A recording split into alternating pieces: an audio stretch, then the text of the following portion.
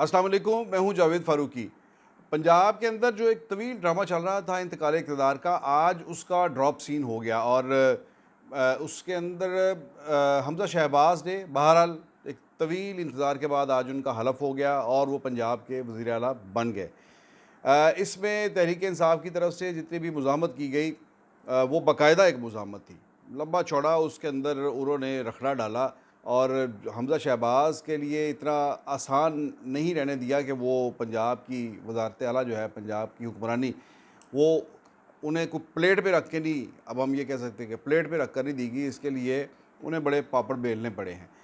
एक तरफ तो वो जो है उनका बयानिया जो था कि वोट को इज़्ज़त दो, उस पे भी इसके अंदर एक बात माननी पड़ेगी कि उसके अंदर भी जो है वो एक हरफ आया है कि जब उन्होंने तहरीक इंसाफ का जो फॉरवर्ड ब्लॉक है वो बनाकर उसके वोट्स लिए।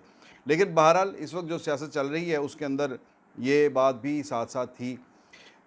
लेकिन जो इंटरेस्टिंग बात है वो ये है कि कोर्ट से ही एक बार फिर ये मामला हुआ, जैसे मरकज़ में कोर्ट ने ही जो था हतमी जो फ़ैसला जो करवाया था वो कोर्ट ने करवाया था और फिर अल्टीमेटली रात को कोई पौने 12 बजे के करीब स्पीकर जो थे उन्होंने हाउस जो था उस वक्त की अपोजिशन के हवाले कर दिया कि आप खुद लें जनाब, आप वोटिंग करवा लें।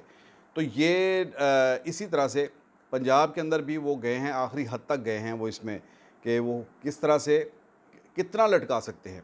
इसमें एक तो पहले जैसे पहले भी ज़िक्र हुआ कि हुकूमत ने अपना जो गवर्नर था, पीटीआई का जो गवर्नर था उमर सरफराज चीमा, उन्हें बचाने की पूरी कोशिश की है और पिछले 10 दिन से जो सदर साहब हैं उन्होंने प्राइम मिनिस्टर की समरी रोक रखी है और उसके ऊपर अमल दरामद नहीं हुआ, गवर्नर चेंज नहीं हुए और उसी गवर्नर हाउस से इस जो हलफ है हमज़ा शहबाज का, जो 16 अप्रैल को वो मुंतखब हुए, उसके बाद वो हलफ उन्होंने लेना था, उस इंतखाब ने मुकम्मल होना था हलफ से, तो वो गवर्नर साहब ने गवर्नर हाउस जो कि पीटीआई के पास है, वहीं से ये चीज़ जो थी उससे डिले किया गया और फिर ये मामला एक बार फिर, जैसे मरकज़ में मैंने बताया कि अदालत सुप्रीम कोर्ट की वजह से हुआ और यहाँ पर भी लाहौर हाई कोर्ट जाना पड़ा और वहीं जाकर मुस्लिम लीग नून को कोई रिलीफ मिला और तीसरी पिटीशन पर जाकर उन्होंने फिर हाई कोर्ट ने ये फ़ैसला किया कि 2 बार पहले गवर्नर से कहा, सदर मुमलिकत से कहा कि आप कोई बंदा अपॉइंट कर दें जो हलफ़ ले ले, लेकिन फिर उन्होंने कहा जी कि हम फ़ेडरल गवर्नमेंट से ये कहते हैं कि वो स्पीकर नेशनल असम्बली जो है उन्हें भेज दें कि वो हलफ़ ले लें।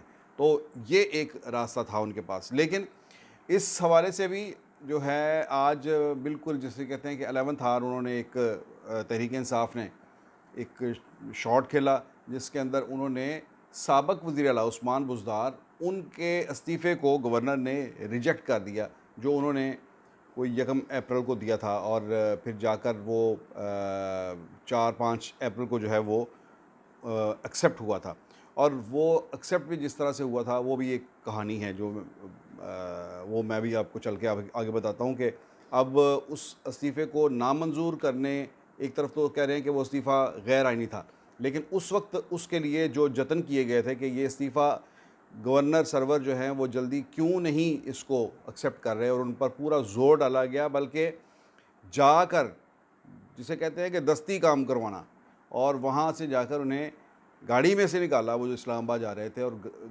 उन्हें गाड़ी में से निकाल कर लेके गए उनके ऑफ़िस कि ये इस्तीफ़ा पड़ा हुआ है और इसके ऊपर आप साइन करें और इसे एक्सेप्ट करें ताकि हम चीफ मिनिस्टर के इलेक्शन की तरफ जाएँ, क्योंकि ये चौधरी परवेज़ इलाही का जो था उनका ज़ाहिर है उन्होंने चीफ मिनिस्टर के वो कैंडिडेट थे, अब उन्होंने अपना इलेक्शन करवाना था।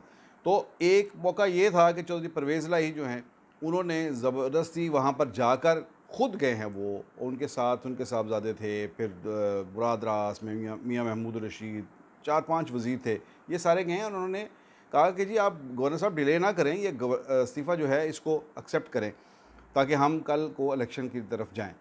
तो आज वही शख्सियात जो हैं वही ये कह रही हैं कि नहीं, ये इस्तीफ़ा गलत हो गया, अब इसको वापस लिया जाए।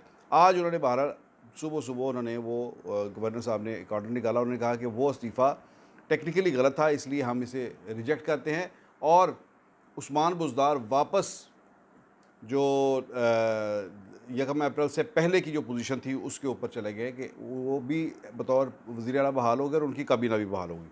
और साथ ही उन्होंने कहा कि कैबिनेट की मीटिंग भी उन्होंने कॉल कर ली। सो उन्होंने अपनी तरफ से ये काम किया कि एक वज़ीर आला के होते हुए दूसरे वज़ीर आला का हलफ़ जो है वो नहीं हो सकेगा। लेकिन मुस्लिम लीग नून की स्ट्रेटजी, बड़े पुराने घाघ लोग हैं ये, इन्हें पंजाब की सियासत का पता है, इन्हें मरकज़ में भी देखें ना कैसे 2018 में निकाले गए और 2022 में वापस भी आ गए हैं। सो वो जो इक़्तिदार की जितनी बारीकियाँ हैं उनको बहुत अच्छी तरह से जानते हैं। उन्होंने इसका पहले से बंदोबस्त कर रखा था और पिछले तकरीबन 16 अप्रैल के बाद से ही तकरीबन ये सारे का सारा पंजाब का जो इंतज़ाम है वो डिफेक्टो तौर पर हमज़ा शहबाज चीफ मिनिस्टर के तौर पर ही डिफेक्टो चीफ मिनिस्टर के तौर पर काम कर रहे थे और सारी ब्यूरोक्रेसी उन्हीं के अहकामात पर चल रही थी। तो ये इंतज़ाम उन्होंने पहले ही कर लिए थे। अब उन्हें ज़रूरत थी एक परवाने की और वो अदालत से उन्हें मिल गया। उस परवाने की मदद से उन्होंने वो सारी की सारी जिसे कहते हैं कि पहले से ही फ़ील्डिंग लगाई हुई थी। तो आज जो एक आखिरी अटेम्प्ट थी, जो गवर्नर की तरफ से, जो पीटीआई की तरफ से और ख़ास तौर पर इसके पीछे जो जिसे कहते हैं कि मास्टरमाइंड वो सारी की सारी मूव के वो चौधरी परवेज़ इलाही थे। चौधरी परवेज़ इलाही इन बारीकियों को समझते हैं और अब तक जो लटकाया गया मामला उसमें बहुत बड़ा जो किरदार है वो चौधरी परवेज़ इलाही। अगर कोई मैं ये समझता हूँ कि तहरीक इंसाफ का बंदा कोई चीफ मिनिस्टर का कैंडिडेट होता चौधरी परवेज़ इलाही की जगह पर, तो हो सकता है वो 16 तारीख को ही चीज़ें जो हैं वो गिव अप करके घर जाके सो गया होता। लेकिन ये चौधरी परवेज़ इलाही हैं कि वो उनकी ख्वाहिश भी है चीफ मिनिस्टर बनना और ये वो इन बारीकियों को, इक़्तिदार की बारीकियों को समझते भी हैं, तो वो उन्होंने इसको पिछले 15 दिन से इसी तरह से लटकाए रखा।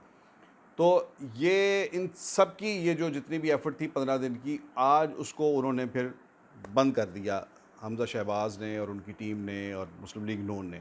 और उन्होंने गवर्नर हाउस के अंदर अपना भरपूर तरीके से एक हलफ़ बर्दारी की, अवामी तकरीब की, जिसके अंदर सारे लोग शामिल थे। और मज़े की बात ये है कि वो गवर्नर हाउस जो है, वो सारे का सारा टेक ओवर कर लिया मुस्लिम लीग नून ने। यहाँ तक कि ना सिर्फ ये कि वो जो लान है जहाँ पर अदम एतमाद कह रहा हूँ, जहाँ पर हलफ़ बर्दारी की तकरीब हुई, वो उस लान से लेकर ऊपर जो ऑफिसेज़ हैं, जो गवर्नर के, जो ड्राइंग रूम उनका, जो मीटिंग रूम उनका कॉन्फ्रेंस रूम जो, वो सारे के सारे मुस्लिम लीग नून के जियालों से, मतवालों से भरे हुए थे। और ख़ुद हमज़ा साहब जो थे वो हलफ़ उठाने के बाद वही गवर्नर वाली जो ड्राइंग रूम है वहाँ पर बैठे हुए थे और सारे का सारा गवर्नर हाउस उनके ही कंट्रोल में, उनके ही तसर्रुफ़ में था। तो ये बड़े तरीके से मुस्लिम लीग नून ने ये जो थी एक अटेम्प्ट जो थी आखिरी तहरीक इंसाफ की, उसको नाकाम बनाया और पंजाब जो है वो बिलाखिर पंजाब जो है मुस्लिम लीग नून की झोली में आन गिरा है।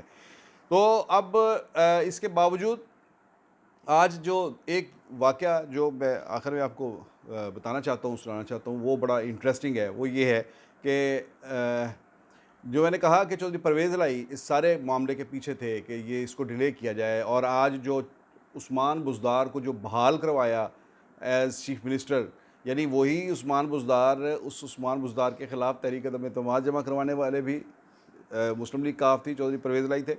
और फिर उसी उस्मान बुज़दार के इस्तीफ़े को गवर्नर चौधरी सरवर से एक्सेप्ट करवाने वाले भी चौधरी परवेज़ इलाही थे।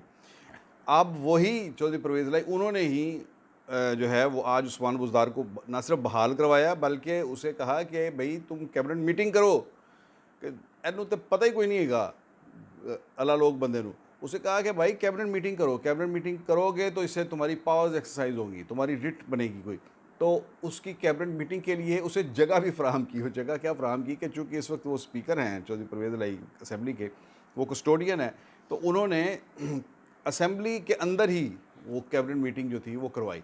लेकिन जो इंटरेस्टिंग बात है, दो बड़ी बातें अहम हैं इसके अंदर। एक तो ये कि जो बाज़ ज़राए बताते हैं कि उस मीटिंग के अंदर जब बिल्कुल ऐन उसी वक्त हलफ़ बर्दारी हो रही थी, तो ये कहा गया, वहाँ पर ये तजवीज़ आई कि अब आप चूँकि बतौर चीफ मिनिस्टर बहाल हो गए हैं, तो क्यों ना असेंबली तहलील कर दी जाए। तो ना रहेगा बाँस, ना बजेगी बाँसुरी। तो ये तो चीफ मिनिस्टर के तौर पर अब आप बहाल हो गए हैं, तो आपके पास ये इख्तियार है। तो आप ये एडवाइस है, एडवाइस तैयार करें, ये एडवाइस तैयार है, इसके ऊपर साइन करें। और ये गवर्नर साहब भी साथ ही हैं, तो गवर्नर साहब जो हैं वो असेंबली डिज़ोल्व कर दें। लेकिन ज़राए का ये कहना है कि उस्मान बुज़दार ने ये बात नहीं मानी और उन्होंने उस समरी के ऊपर, उस एडवाइस के ऊपर साइन नहीं किए और वो गवर्नर के को वो समरी भेजने के ऊपर वो राज़ी नहीं हुए। ये एक फ़ैसला मेरा ख़्याल है कि पहली बार उन्होंने कोई अपने तौर पर ये फ़ैसला इस तरह से किया कि जिसके ऊपर वो खड़े हो गए। ग़ालिबन उनका ये ख़्याल है कि उन्हें नज़र आ रहा था कि हर चीज़ तो निकल गई है अब हाथ से। अब ये लारी के पीछे लटकने वाली बात है कि ज़बरदस्ती कि इसमें कितना जो है ग़ालिबन चौधरी परवेज़ इलाही हैं, वो तगड़े लोग हैं, वो तो ये ज़ाहिर है वो मुकाबला कर लेंगे बाद में मुस्लिम लीग नून की हुकूमत का भी। उस्मान बुज़दार देखें ना, उस्मान बुज़दार पहले क्यू लीग में थे, वहाँ से नाज़िम थे, फिर उनके वालिद जो है वो मुस्लिम लीग नून में आ गए। अब उनकी पिछले 15 साल के अंदर ये तीसरी पार्टी है कि वो पीटीआई में आए हैं। तो ये 15 साल के अंदर ये इतना जल्दी-जल्दी उन्होंने शिफ्ट किया है, तो उनकी तो ऐसी पॉलिटिकल स्टैंडिंग इस हवाले से कुछ नहीं है। वो तो मुझे नहीं ख़्याल है मेरा, मुझे नहीं लगता कि वो किसी किस्म की कोई पॉलिटिकल हीट जो है वो बर्दाश्त कर सकते हों। तो यही वजह है कि उन्होंने कहा कि भई मैं 3.5 साल वो चीफ मिनिस्ट्री कर ली, ज़्यादा मैं कभी सोचा भी नहीं सी। सो मेरे लिए इतना ही काफ़ी है। आप मुझे छुट्टी दें, गुड बाय, टाटा। अब इससे अगले खेल का हिस्सा मैं नहीं बनूँगा। और वो बाहर जब निकले हैं, जो अगली बात बड़ी इंटरेस्टिंग है, वो ये है कि जब वो बाहर निकले हैं तो ऐन उसी वक़्त चूँकि उधर हलफ बर्दारी की तकरीब हुई है। हलफ बर्दारी की तकरीब ख़त्म हुई है जब, तो उस्मान बुज़दार जब आए थे तो वो अपने पूरे चीफ मिनिस्टर के प्रोटोकॉल के साथ आए थे। आगे-पीछे वो जलती-बुझती बत्तियों वाली गाड़ियाँ, प्रोटोकॉल वाली गाड़ियाँ, हूटर-शूटर ये वो सब कुछ था। लेकिन जब वो अंदर मीटिंग ख़त्म करके बाहर निकले हैं तो मीनवाइल हलफ हो चुका था हमज़ा शहबाज़ का। तो इसी दौरान सबने देखा कि तमाम प्रोटोकॉल की गाड़ियाँ वहाँ से निकल रही हैं और वापसी पे जो उस्मान बुज़दार साहब के लिए सिर्फ़ एक गाड़ी वहाँ पर खड़ी थी और उस एक गाड़ी के अंदर वो बैठकर वो फिर अपने घर को चले गए। अब घर में भी उनका पता नहीं लाहौर में कहाँ है, ये भी किसी को नहीं पता। तो वो ऐसे ही है कि किधर से आया, किधर गया वो। अजीब मानूस अजनबी था, मुझे तो हैरान कर गया वो। उस्मान बुज़दार चले गए और लोगों को हैरान कर गए, ये कहाँ से आया था?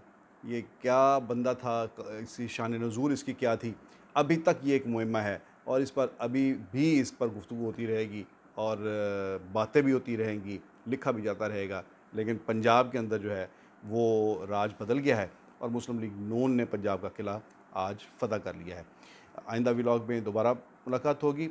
अगर आपको ये व्लॉग पसंद आया हो तो काइंडली मेरा चैनल सब्सक्राइब करें। आइंदा फिर मुलाकात होगी। इजाज़त दीजिए। अल्लाह हाफ़िज़।